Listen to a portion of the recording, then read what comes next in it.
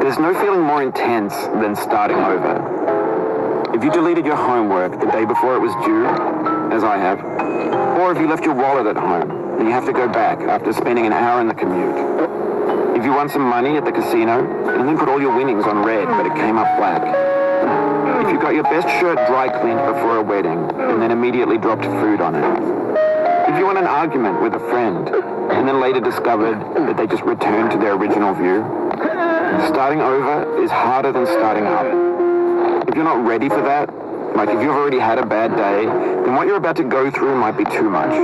Feel free to go away and come back. I'll be here. Alright, thanks for coming with me on this trip. I'll understand if you have to take a break at any point. Just find a safe place to stop and quit the game. Don't worry, I'll save your progress, always, even your mistakes. This game is a homage to a free game that came out in 2002 titled Sexy Hiking. The author of that game was Jazzuo, a mysterious Czech designer who was known at the time as the father of B games. And B games are rough assemblages of found objects. Designers slap them together very quickly and freely, and they're often too rough and unfriendly to gain much of a following. They're built more for the joy of building them than as polished products.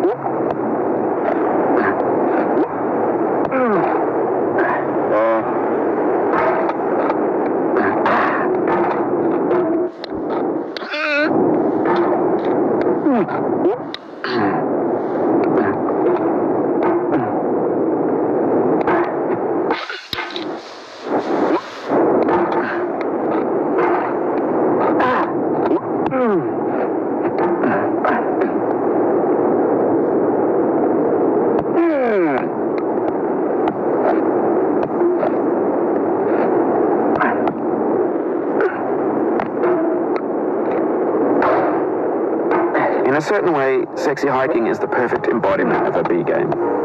It's built almost entirely out of found and recycled parts, and it's one of the most unusual and unfriendly games of its time.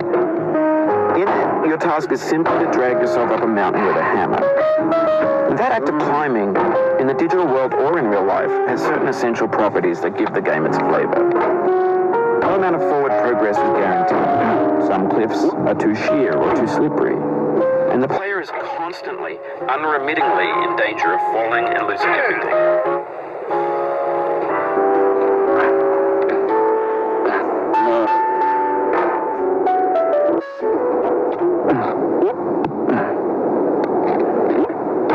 Anyway, when you start Sexy Hiking, you're standing next to this dead tree that blocks the way to the entire rest of the game.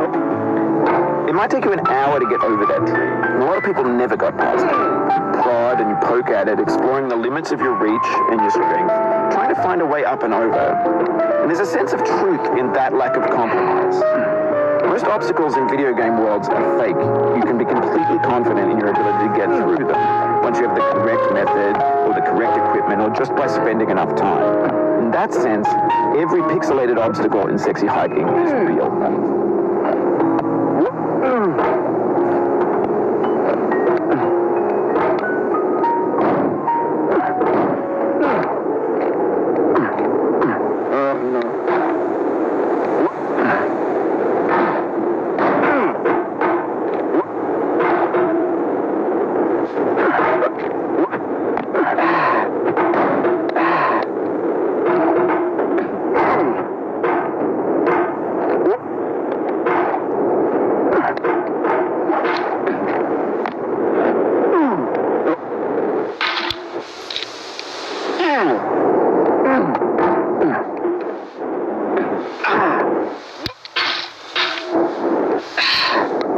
The obstacles in Sexy Hiking are unyielding, and that makes the game uniquely frustrating. But I'm not sure Jazro intended to make a frustrating game.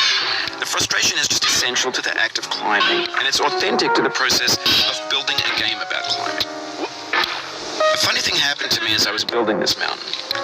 I'd have an idea for a new obstacle, and I'd build it, test it, and it would usually turn out to be unreasonably hard.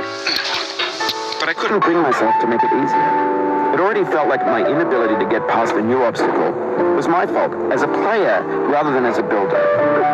Imaginary mountains build themselves from our efforts to climb them, and it's our repeated attempts to reach the summit that turns those mountains into something real. When you're building a video game world, you're building with ideas, and that can be like working with quickset cement. You mold your ideas into a certain shape that can be played with, and in the process of playing with them, they begin to harden and set until they're immutable, like rock. And at that point, you can't change the world, not without breaking it into pieces and starting fresh with new ideas.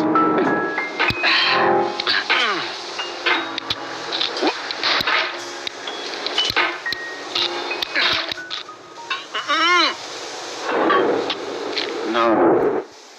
You just lost a lot of progress. That's a deep frustration. A real punch in the gut.